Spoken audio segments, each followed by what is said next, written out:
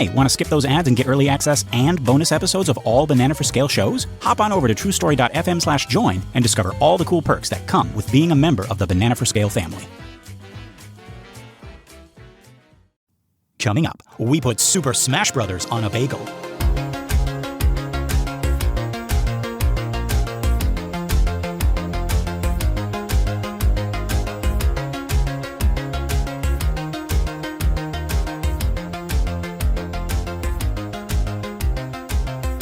Greetings, Verse Jumpers. I'm not Lester Ryan Clark. And I'm not Keaton Diaz. We're another version of them from another universe, and this is another episode of Every Minute of Everything Everywhere All at Once, a show where we attempt to explain, evaluate, enlighten, and elucidate the Academy Award-winning film Everything Everywhere All at Once. Okay, so our minute begins with some nope.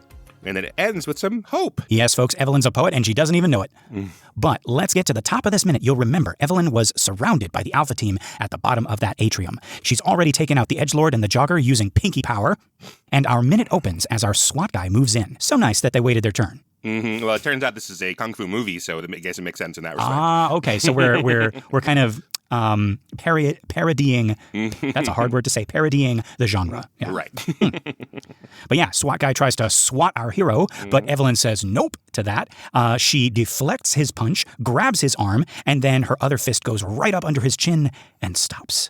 And instead of saying some dumb quip like soft little Bobby would, like talk to the pinky or whatever, right, she just pinky punches him into the stratosphere. And yes, fellow gamers, you do recognize that sound. It is from Super Smash Brothers. What do we think of adding that right here? I couldn't place it. I was trying so hard to figure it out. When I watch it just normally, it just sounds correct. Like it's clearly like pushed. And then as I was trying to like identify every single thing, I was like, oh wait, that is something. I could not figure it out. And last time we got together, you were telling me that it was the Super Smash Brothers noise. Of course it is. Yes. It's one of those video game sounds that like happens so often when you're playing that it just kind of like digs a groove into your brain. And when you hear it in the wild, outside of the game, you have this like visceral reaction, So this is the noise when you happen to crit someone enough that they die. Yes, you can critically hit them all sorts of times, but when it happens and it coincides with them just instantly losing, that's the noise. Yeah, I believe you could call it a super smash. Is that what people call it? I don't know. I actually don't know. But I just realized I was like, oh, is this the super smash that Super Smash Brothers is talking about? Of course, there is no super smash. I associate it most with Ness bringing out his baseball bat and punching you. Oh, yeah. Because our buddy bringing Ian, out his baseball bat and punching you. Well, no, that's not right. What do you do with a baseball bat? You hit somebody with it. Yes. Yeah, our buddy Ian, his main that he plays is Ness, and so that's the noise I would normally associate that with because he's so much better. And like I didn't have Smash Brothers at home, so I only played it at Ian's house, and he would constantly kill me with that noise. Yeah.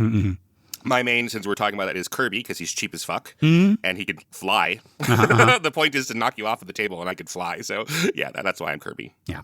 Who are you? Back in the day, in the street fighting days, my main was Blanca. So I naturally gravitated toward Pikachu. Okay, right. Because, they're cut from the same cloth, I would say. Yes. Yeah, right? Yeah. We're not so different, you and I, Blanca. Yes. Blanca, different, Pikachu. That first voice was Pikachu, I see. Yeah, that first voice was Pikachu.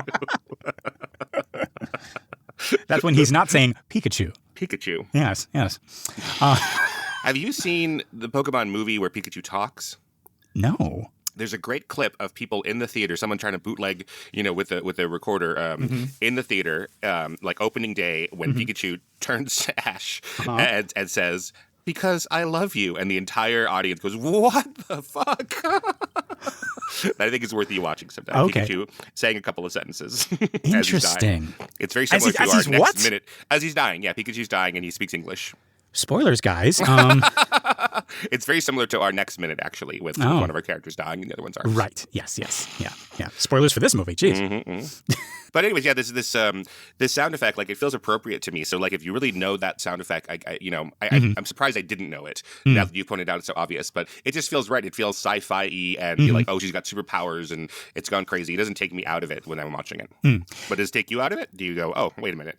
No, because it's appropriately ridiculous for the film. Yeah, no, it totally fits. I can even, like, I don't need to. That's the beauty of this. I don't need to explain it, but I can kind of explain it in my head as like, oh, maybe Joy grew up playing Smash Brothers, and Evelyn is familiar with that sound. And I don't know, maybe it was like a mother-daughter, tournament or something at one point, right? And so she remembers that sound, and now she's kind of like feeling her power, and she's like, I'm gonna make the universe make that sound when I pinky punch this guy into the sky. Right. Okay. Yeah.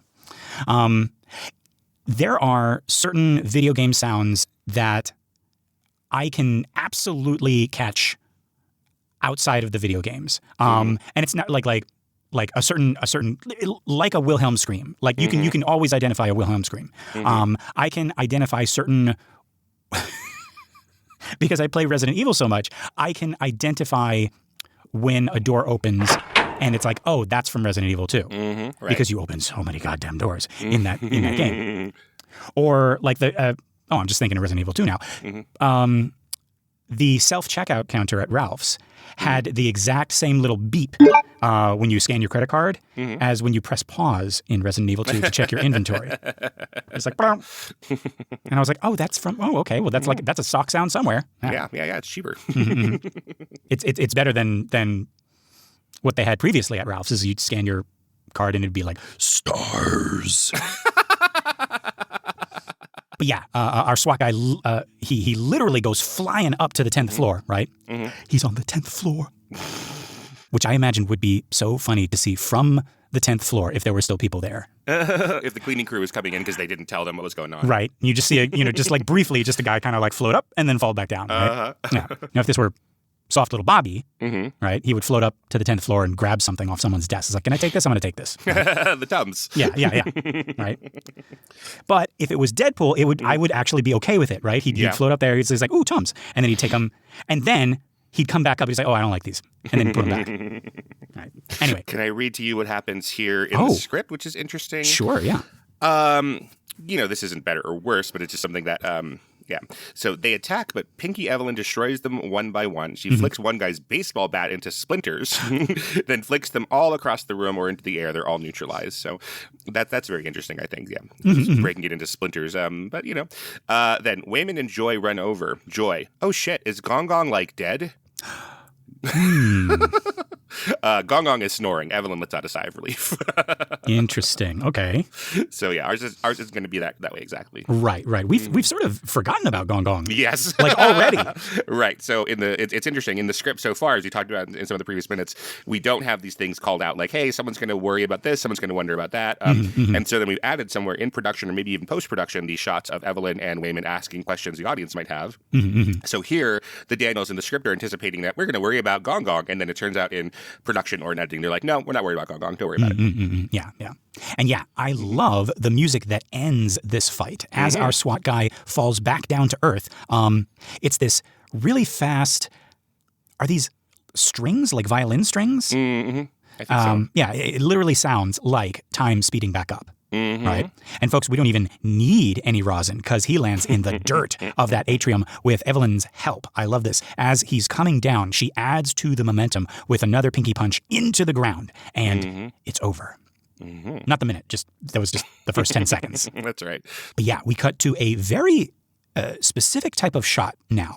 I don't know the name for it or even if it has a name, but we are zooming or dollying out from this close-up on Evelyn as she staggers to her feet, and we're sort of taking in the destruction around her. It's more a reveal of the ruined battleground than of her, but we also see her staggering, and it immediately makes us think, oh, she won, but at a cost. Like if you showed us.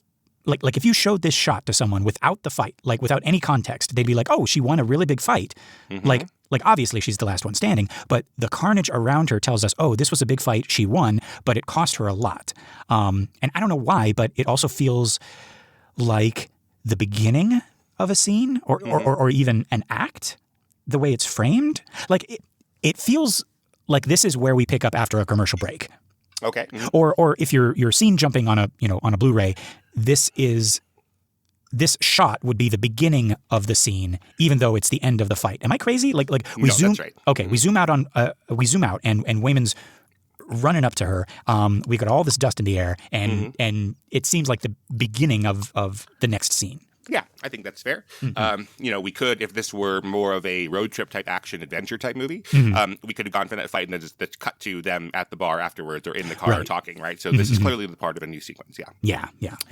So we're pulling out, we are dollying out, and we're gonna see, this dust in the air, this debris that gets revealed as we move away from her and see more of it. So like the debris is higher in the frame as we're pulling out, and then we start to notice the emergency lights again. I think it's kind of like not quite been focusing on those as much. The emergency lights are blinking on, and these ones are giving us little lens flares into the camera. So it kind of reads like little fires towards the edges of the frame. Yeah, I was gonna say something like it's like a little brief flash like to the left of the screen, and it made me think of what were you saying before? Like a steam and sparks factory where it's like something in the background has just like blown a fuse and like sparks are raining down. But it's not. It's just one little emergency light. Yep.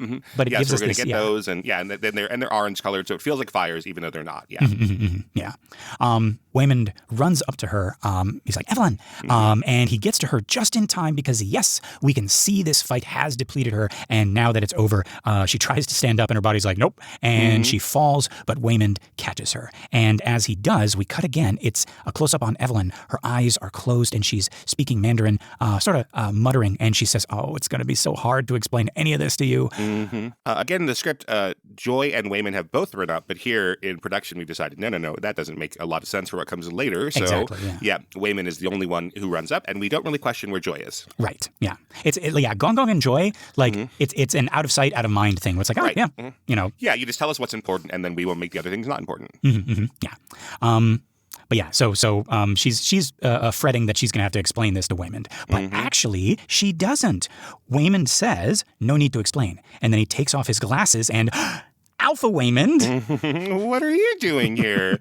And he says, I've been watching you. And I love Evelyn's reaction. She's overjoyed. She's as overjoyed as an exhausted person can be. Right? She lifts up a hand and sort of just like lets it fall hard on his arm. Like it's a friendly slap, but it's also like it's literally all she can do with her hand right now. Right? And again, exhausted, she tries to laugh as she chokes out, "You're back." And she does manage to laugh, and we cut, and we see this beautiful shot of her smiling, and it's a genuine, happy, proud, joyful smile.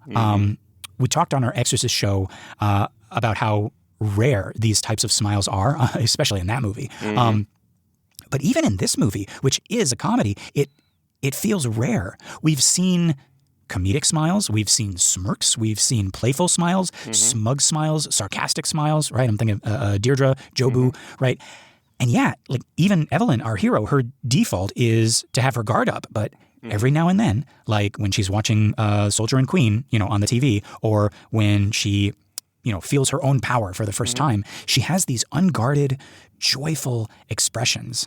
I don't know, maybe that's true across all genres, that these actual true, hopeful, joyful, vulnerable smiles are rare, even in like comedies and dramas, Yeah, my directing professor, Professor Francisco Menendez, he would talk to us about, hey, actors, directors, you might want to have this kind of genuine thing like at the end of every scene or something like that, but you need to avoid them because, they need to be sparingly used, because then if it looks like, all the problems between the characters have been solved, then what's the next scene about? What's the next scene about? Right. So we sort of say them, even in rom-coms, for the end of the movie or right before they, break up or something like that, we can have this where like, we really like each other, but then, I find out that you've been lying about who you were the whole time, etc. Right? So he would say like, hey, the only time when you're allowed to do that, like say early on in a movie, if you see a happy couple who has no problems whatsoever, well, one of them's going to die in a car crash. And so he would sort of ruin that for us for future movies. He was like, hey, that's what you got to do if you're trying to direct or writer, actor, producer, whatever. Like, you just have to sort of understand that about the physics of, emotional, like uncomplicated emotional smiles like this. Yeah.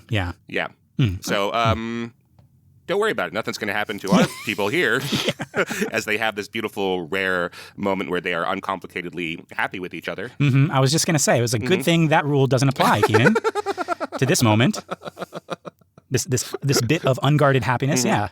Yeah, but that's why we can have that here because, Alpha Waymond and Evelyn are finally admitting to each other that they love each other, without strings, right? They understand each other, and it's not, hey, I'm doing this just so that you can save the world, right? Any of that stuff. It's not complicated anymore. Yeah, right? yeah. And she's then, she's loving herself in this moment as well. Yeah.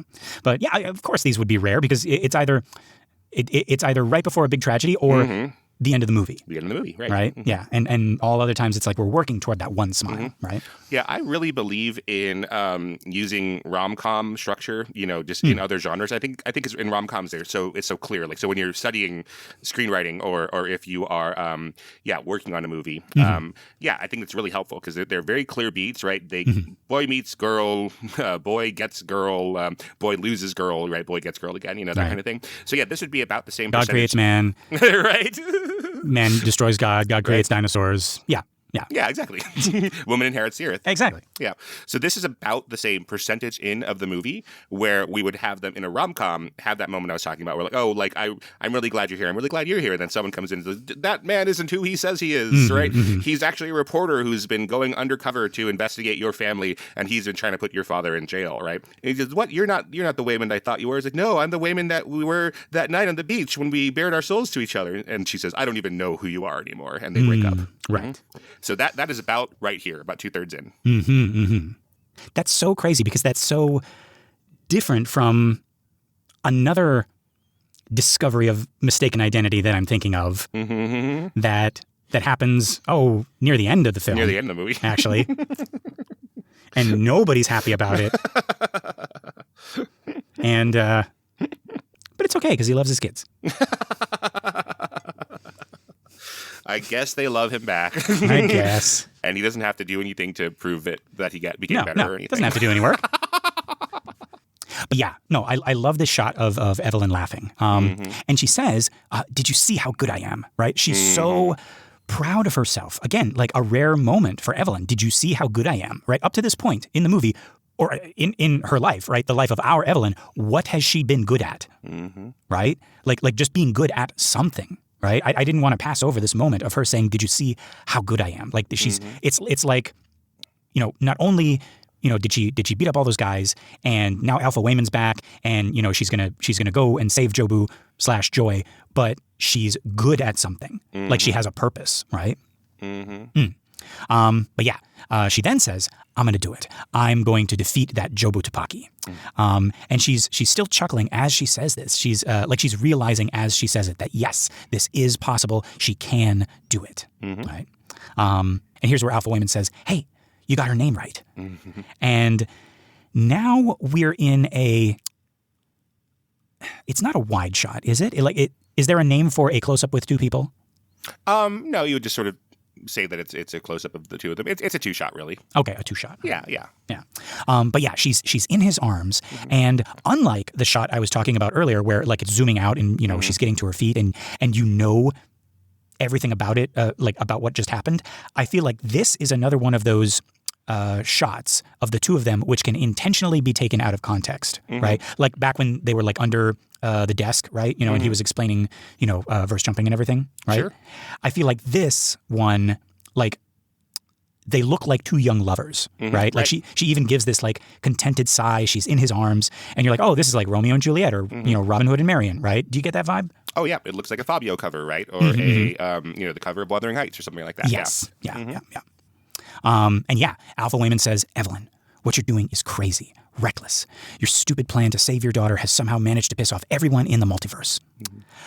What do we make of her reaction here? At first I thought she was just kind of like shifting around in pain, but she makes this little like sound, like with her tongue at the end of it. Like maybe because at first it sounds like he's reprimanding her. What do you think?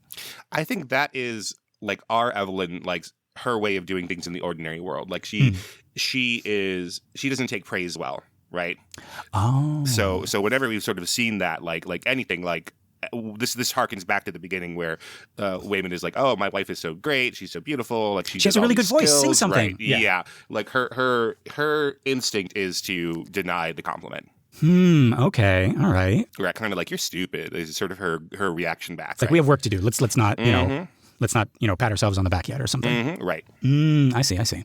But yeah, we get a close up over Evelyn's shoulder of Waymond as he finishes saying, and it just might work. And when I saw this today, I was like, oh, there's data, right?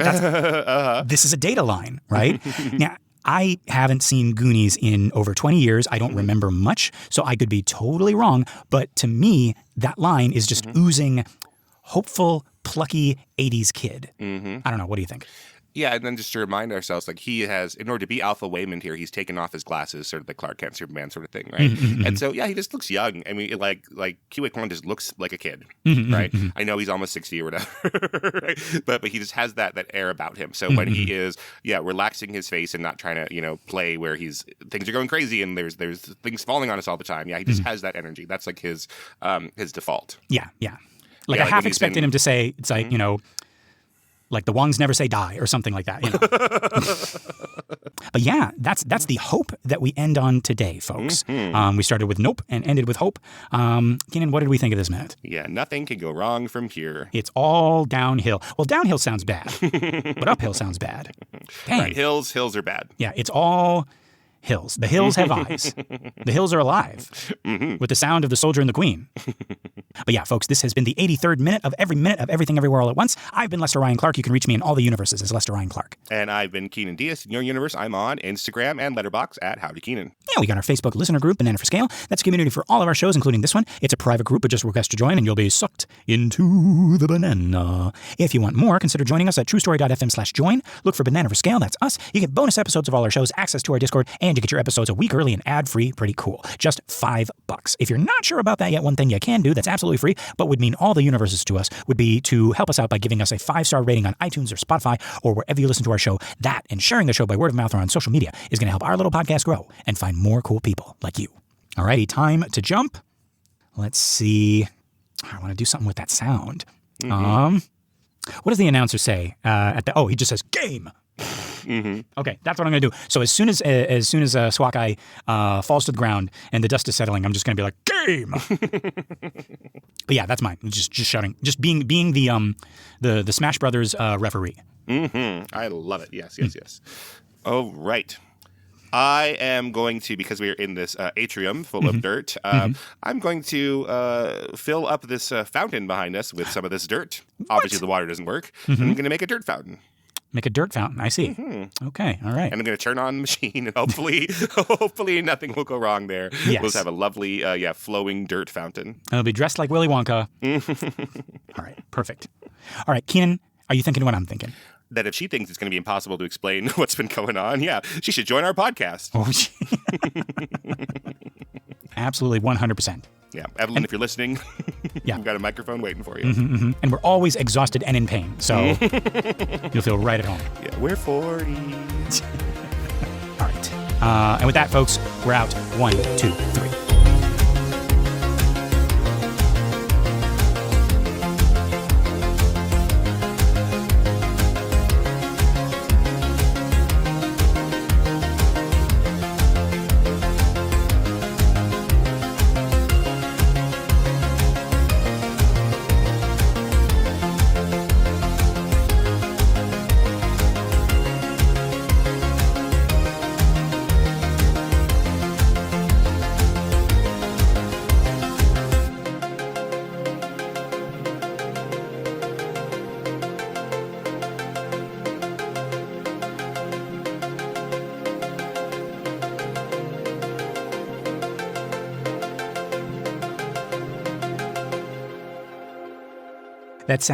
Was that meant to sound like an 80s sitcom opening? Yeah, like that's our theme songs. We're 40, everything hurts and nothing gets better. Honey, did you see the news today? Yes, it's all I watch, and I feel sad every time.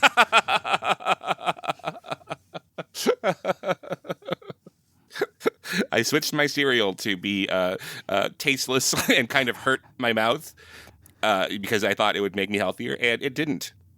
But I gotta shit more.